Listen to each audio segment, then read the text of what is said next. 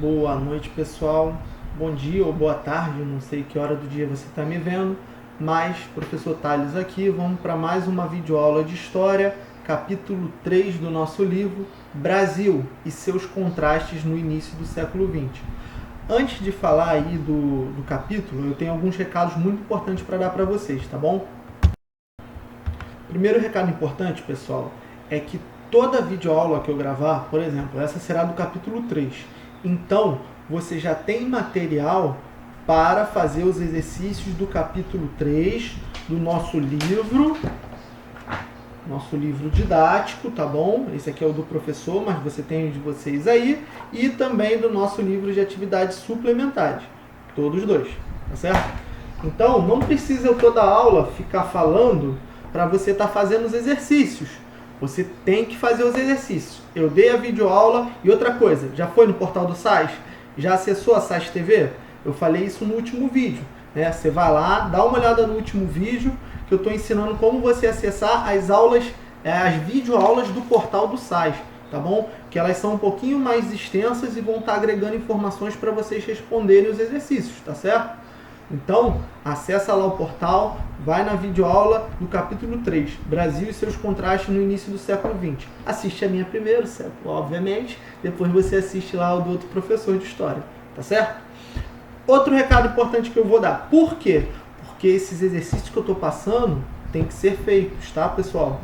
Isso vai contar na avaliação de vocês, no rendimento de vocês, tá bom? Depois eu vou estar aí revendo esses exercícios, corrigindo, mas eu estou passando e a sua obrigação é estar fazendo, né? Vamos lutar aí contra toda a preguiça, contra toda a letargia aí desse momento, porque isso é importantíssimo, tá? O pessoal da escola aqui, nós professores, coordenação, direção, todo mundo está envolvido, trabalhando, se sacrificando para entregar isso para vocês.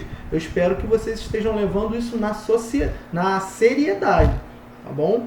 Não vamos dar mole, não vamos ficar de vacilação, tá bom? Lembra sempre, fecho com vocês, mas não fecho com a vacilação de vocês.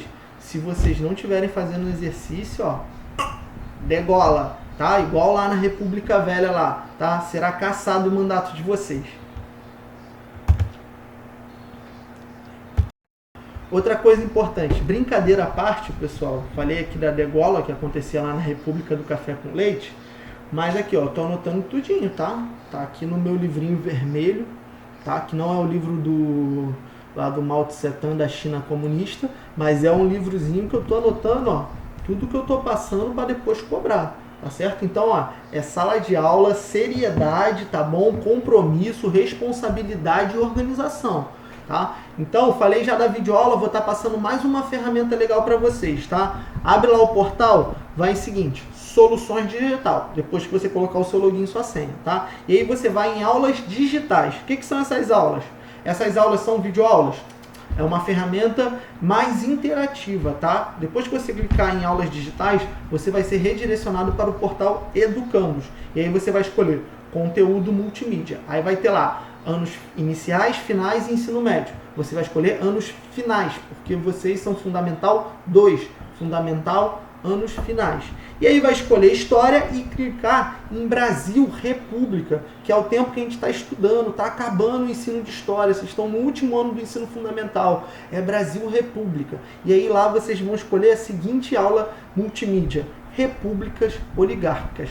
Lá vai ter uma ferramenta bacana, show de bola, para a gente poder revisando o que for falado aqui, o que for falado nas videoaulas do portal, tá? Lá vai ter jogos, lá vai estar tudo escrito, vai ter imagens, vai ter botões, você vai poder interagir. Galera, vale a pena, não é uma recomendação, tá? Eu estou aqui ordenando que você entre agora no portal SAIS e acesse essas aulas multimídias, tá bom?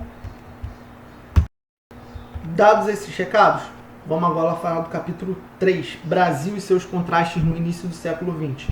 Pessoal, vocês lembram que eu falei que com a proclamação da República houve uma transformação política na sociedade, mas não houve uma transformação econômica? O café, que era o principal produto brasileiro no Império, continuará sendo o principal produto na República? Vocês lembram que eu falei que houve uma transformação política de monarquia para república, mas que não houve, né, essa transformação política não veio acompanhada de uma transformação social? Pobres continuaram pobres, ricos continuaram com seus privilégios? Lembra lá da frase do Aristides Lobo? O povo assistiu a tudo como bestializado, ou seja, para a população normal, tanto fazia como tanto fez, um regime do império quanto uma república. O povo não participou diretamente da proclamação da república. Então, as camadas mais pobres da sociedade continuaram marginalizadas durante a república, tá? Vamos lembrar aqui a história, por exemplo, do cortiço do Cabeça de Porco. Eu acho que eu já falei para vocês em sala de aula, mas se eu não falei, relembro aqui. Era um cortiço igual esse mesmo do seriado Chaves, sabe? Onde moram várias pessoas juntas e aglomeradas. Não é favela, é cortiço. Naquela época existia um cortiço. O cortiço mais famoso do Rio de Janeiro, cortiço Cabeça de Porco, ficava no centro da cidade.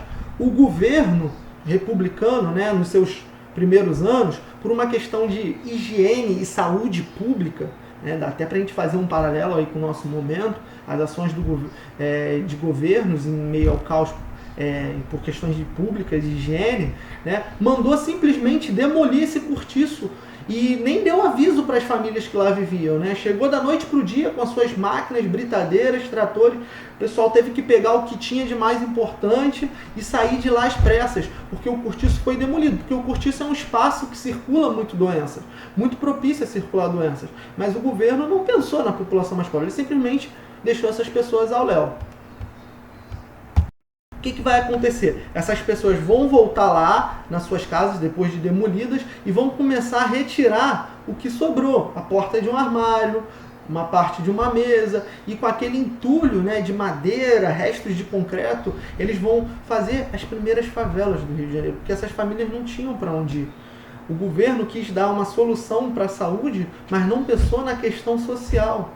Ou seja, as famílias mais pobres, mais marginalizadas, tiveram que subir nos morros ali do centro da cidade, e aí foi assim que foram formadas as primeiras favelas, com os entulhos dos cortiços que foram demolidos, tá? A primeira favela do Rio de Janeiro, por exemplo, é o Morro da Providência, que fica ali de costas para a central do Brasil. Então veja que as camadas mais pobres, em nenhum momento foi pensada uma política pública para poder agregá-las na questão social do país, tá certo? E principalmente, quem é, dentro das camadas pobres, que mais vai sofrer preconceito, que mais vai sofrer nesse período? Vou dar um tempinho para vocês pensarem. E aí? Acertou-se e respondeu os negros, os ex-escravos, porque além deles serem pobres e desprivilegiados, eles também vão sofrer com o racismo desse período, né? O elemento negro, né, ele ainda vai ser visto com muita desconfiança, apesar de agora estar liberto. O racismo ainda está em vigor. Você muda a lei, os negros agora são libertos, mas você não muda a mentalidade das pessoas. Então todo negro vai ser visto, todo ex-escravo, como um ladrão em potencial, como um assaltante, um bandido em potencial. E muitos vão ser presos simplesmente por andarem nas ruas à noite. Tá certo? Outra coisa que vai acontecer nesse período é a chamada política de embranquecimento. Lembra dos imigrantes que estão chegando da Europa? Por que estão chegando? Os políticos acreditavam naquela época que o Brasil precisava ser apagado o elemento negro. E o Brasil precisava ser o quê? Embranquecido com o quê?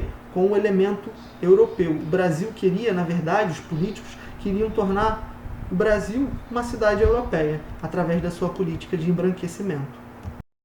Bom, e nas cidades, né, nos grandes centros aí urbanos, como Rio de Janeiro, São Paulo, algumas cidades da região nordeste, sul do país, vai haver um crescimento urbano, né, uma expansão, uma urbanização mais expansiva das cidades. Rio de Janeiro vai crescer, São Paulo vai aumentar o número de habitantes, infraestrutura, né? Como eu falei, os políticos vão começar a tentar modernizar essas cidades à luz das cidades europeias, principalmente Paris, né? Principalmente São Paulo e Rio de Janeiro, né? O Rio de Janeiro vai acontecer, por exemplo, o movimento do Bota Abaixo, que vai tentar remodelar, destruir grande parte do centro da cidade para poder fazer um novo centro aí, tendo como modelo a cidade europeia de Paris, na França. E também, né, os fazendeiros vão começar a utilizar do capital feito pelo café para construir construir as primeiras indústrias não, mas para expandir as indústrias do Brasil, porque as indústrias haviam sido criadas lá, na verdade, desde a época do imperador Dom Pedro II, e aí a gente pode até discutir, mas eram mais antigas as indústrias. Porém, a partir de agora vai haver um processo de industrialização mais intensivo, né? E aí os movimentos operários vão ganhar muita força, né? Ideias do movimento operário, né? Porque o ambiente de trabalho nas indústrias vai ser um ambiente de trabalho péssimo, parecido com as primeiras indústrias lá europeias da Revolução Industrial Inglesa. Acredito que vocês lembram, né? Então os movimentos operários vão começar a se coordenar para poder reivindicar os seus direitos, com greves, boicotes, enfim, tá bom? E aí o surgimento, por exemplo, de algumas ideologias que vão vir da Europa vão começar a surgir aqui nesses movimentos operários, como por exemplo a formação dos primeiros sindicatos, né? Ideias anarquistas, ideias comunistas, ideias socialistas vão se proliferar nesse meio, tá bom? Pessoal, como as camadas mais pobres, tanto das cidades quanto dos campos, elas vão ser excluídas das políticas públicas, eu acho que vale a pena você dar uma lida a partir da página 51 do seu livro, inclusive no trabalho que eu já vinha trabalhando, né, em sala de aula, na pesquisa, das revoltas que vão acontecer nesse período. Revolta da vacina, revolta da chibata, Canudos, cangaço, tô esquecendo de uma, contestado, tá bom? Todas essas revoltas que vão eclodir nesse momento como forma dessa população mais pobre, tanto do campo quanto das cidades, dar uma resposta a essa política de exclusão das elites agrárias, tá bom? Um abraço, né? Um abraço, eu mando um beijo, tá? Um abraço de Wakanda, tamo junto.